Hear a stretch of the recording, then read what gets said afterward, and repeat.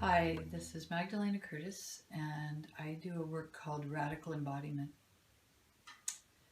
So, right now, I want to share about our emotions as women. Okay, all of our emotions and what we do with them. Okay, do you sometimes have a deep, deep feeling rising up that perhaps is associated with somebody or something? And then in comes the words, oh, you shouldn't feel that way. It wasn't that bad, or um, any number of ways that we oppress our own feeling. So let's say you have a feeling of deep, deep sadness about something that has occurred in your life. And you start to feel that sadness rising up in you.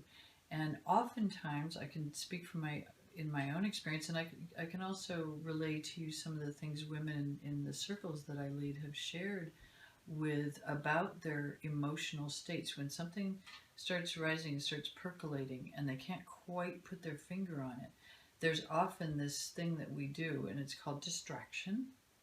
Okay, and we have a lot of ways of distracting ourselves. And one woman said so beautifully, and she demonstrated it with her body. She said, as I was feeling this deep grief rising in my body, and she said, my masculine took off and just pulled me out of it and directed me elsewhere into action, into tasks, into like consolidating that very, very strong feeling of, all right, I'm getting shit done, versus perhaps just sitting in the feeling.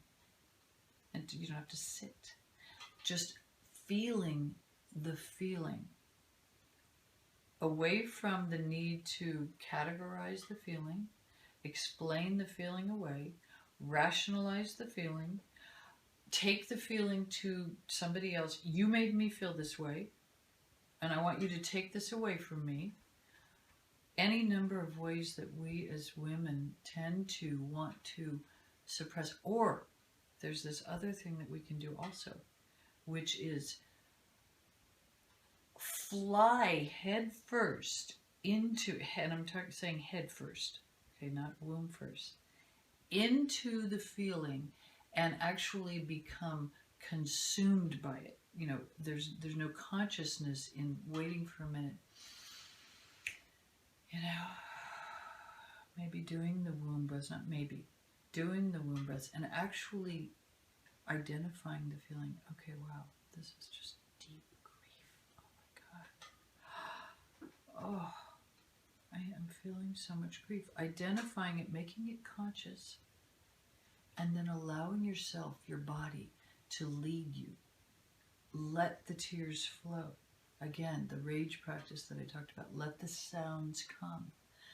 Do it for yourself, with yourself, on behalf of yourself, so that you don't have to run hysterically away from the feeling.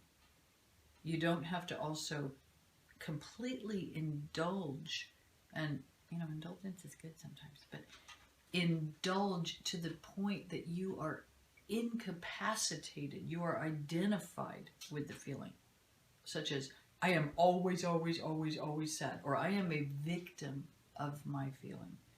So sitting with it, moving with it, dancing with it, sounding it through your body, just letting the feeling, it's enough just to have the feeling, because it is your feeling.